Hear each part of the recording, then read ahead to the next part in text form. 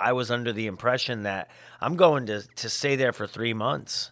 And when I got my itinerary was for 3 weeks. So I thought like there must be a mistake.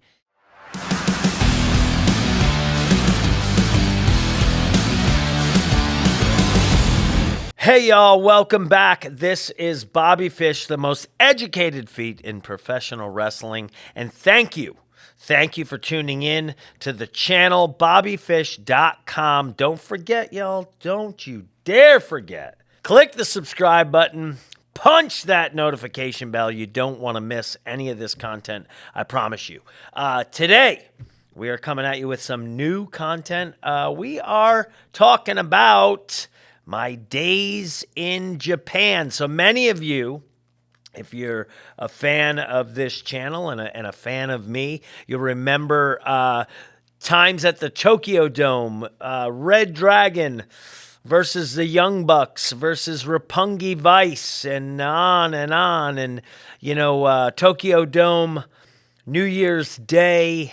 But today, I'm going to take you all the way back in that time machine. My first introduction to the land of the rising sun was not with New Japan Professional Wrestling. It was actually with Pro Wrestling Noah.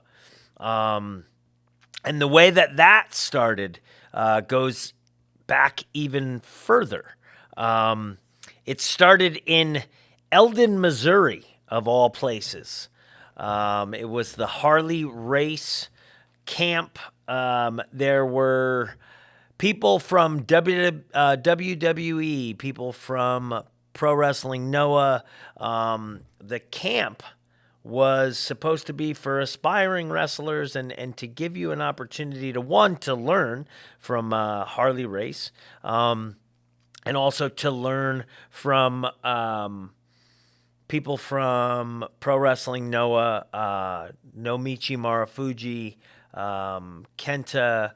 So at this camp, this is when the internet was still, we'll just say not quite what it is today. But I met some people online that were also going to be going to the camp.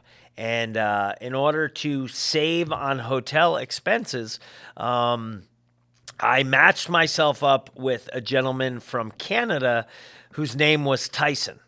Tyson and I would keep in contact over the months leading up, and then we would get to the camp.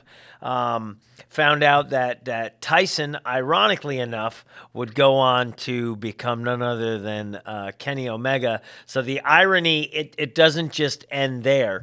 However, the camp starts, and as we make our way through this camp, Kenny tips the interest of WWE quite a bit. And as some of you may remember, he goes on at that point to Deep South Developmental with WWE. The carrot, so to speak, that was dangled in front of all of these up-and-coming wrestlers was a contract with WWE, potentially a developmental contract, or a chance to stay in the dojo at Pro Wrestling Noah and come up in their young boy system. So when I found out that I was going to be, in fact, headed to Japan because I was selected, I was under the impression that I'm going to stay there for 3 months. And when I got my itinerary was for 3 weeks. So I thought like there must be a mistake. I contacted Harley hoping to get some clarification. I got none. He tried to fill me in, but I don't know if Harley knew entirely. So when I left to go to Japan for that first time, it's the first time I'm out of the country, other than in college going to Cancun on spring break. So this was slightly different. I went prepared to stay for 3 weeks or 3 months, the way that I thought it was going to be. But to my surprise, I found out when I got there that I was going to be wrestling that very evening on Samurai TV. So this is Me, a kid from upstate New York, barely been out of the country before, and here I am in Japan for the first time, overseas for what basically is the first time, and now I'm going to be wrestling on TV for the first time. So to say that things were coming at me fast at that point would have been a bit of an understatement. So I wrestled that evening on Samurai TV, and this is the first time for me in my wrestling career, brief at that point, but only whatever, like 5 years in, that I had this inkling that well, shit, maybe I'm good enough to do this for a living.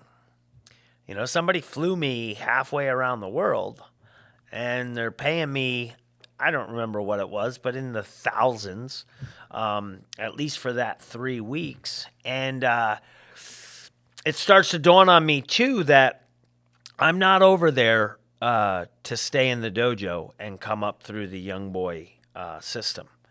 They picked me to come over and go right to work for Pro Wrestling Noah. So I believe the misunderstanding was in that Noah was under the impression that the people at the camp were, already employed doing the job. Like the independent wrestling system in Japan is, I know today, is different than it is in the States. But at that time, not being privileged to that information, I thought I don't get this. I don't know what's happening. But they thought that I was a seasoned wrestler. I had given them the impression that this was something I was doing to make a living already. So they brought me over and I wrestled, like I said, on TV that first night, and then went through the tour for the next 3 weeks with Pro Wrestling Noah as a regular member of their roster. And when I tried to get clarification from some of the Japanese boys, like one gentleman, Ogawa, who was the owner of the company, Mitsuharu Masawa's best friend, he kind of laughed at me at my confusion, and that I was then sort of lobbying to stay in the dojo because I thought that was the opportunity I was there for. I was actually, unbeknownst to me, presented with a much better opportunity. But was too stupid to realize it. And I think with the language barrier, I wasn't picking up what Ogawa was putting down. And he was kind of like, no, you are a wrestler in the locker room. Like, you don't need to go to the dojo. So that for me was fortuitous, I suppose. But I was definitely, if you had asked me at the time, I probably would have told you like I'm in a little bit over my head here. But they, as a company, they did not realize. And I guess my anxiety wasn't too apparent because at the end of that tour, I got paid my full rate and was sent home with the expectation of being brought back. And I went back over less than a year later, and I worked for Pro Wrestling Noah for the next 8 years. And my tours always, the amount of tours that I did each year would increase. That's where I met Eddie Edwards as well, another Northeastern gentleman who was working for Pro Wrestling Noah. That was his break in the industry as well. And we would tag quite a few times for Pro Wrestling Noah. Little did I know at that time that he would play such a big role in my career later on when Kyle and I formed Red Dragon, and we would we would wrestle he and Davey Richards as part of Ring of Honor. But at that time, we were just two young guys getting the shit kicked out of us in Pro Wrestling Noah. And that's what it was. That was sort of the learning process, was to go out and you learn on the fly. You learn in the ring.